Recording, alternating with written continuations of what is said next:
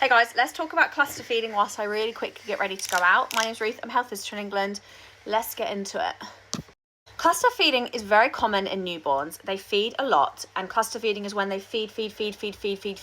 What they're actually doing is putting in milk in orders for your milk supply to try to increase your milk supply and also keep up with their growing bodies. Their bodies are demanding a lot of milk and they need a lot of milk. It is no reflection on how much milk you are producing.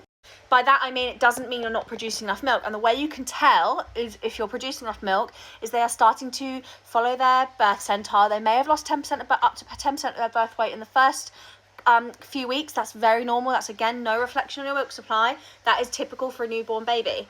Now, what is the best way to tell they're getting enough milk? Like I said, gaining weight well, they're starting to now follow their centile. You're getting plenty of wet and dirty nappies. By plenty of wet nappies, I mean 6 heavy wet nappies in 24 hours. And typically with a breastfed baby, you'd be like to seeing two £2 coin size nappies in 24 hours. Now, the amount of dirty nappies you get will change as they get a little bit older. That's only really in the first 4 to 6 weeks that you see that they're doing 2 pooey nappies a day. Actually, they can then go on to have days in between doing a poo. So I'm just talking about this 4-week-old baby here. You are doing so well. I promise there's nothing you're doing wrong. You don't need to give bottled formula unless you want to, but it's worth noting that every bottle of formula that you give, they don't put that order in for your milk supply. So then it will be a case of having to rebuild that supply of the bottle of formula that you give, which is why it's usually recommended to establish your milk supply before offering bottles. I tend to say to mums, try to get to 12 weeks. Try to get to 12 weeks before making that decision, because in those first few weeks, everything is so foggy. Your head is in the clouds. You're very, very tired. Your body's, it's gone through a huge traumatic thing. It's recovering.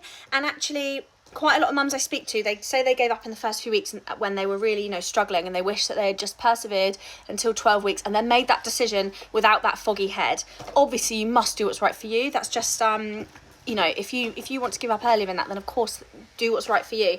But that's just my experience of people who gave up maybe quite early on, because it is hard. It's bloody hard, and it's all on you. And what your partner can be doing is offering you snacks, dealing with other children that you've got, letting you rest, doing the kitchen.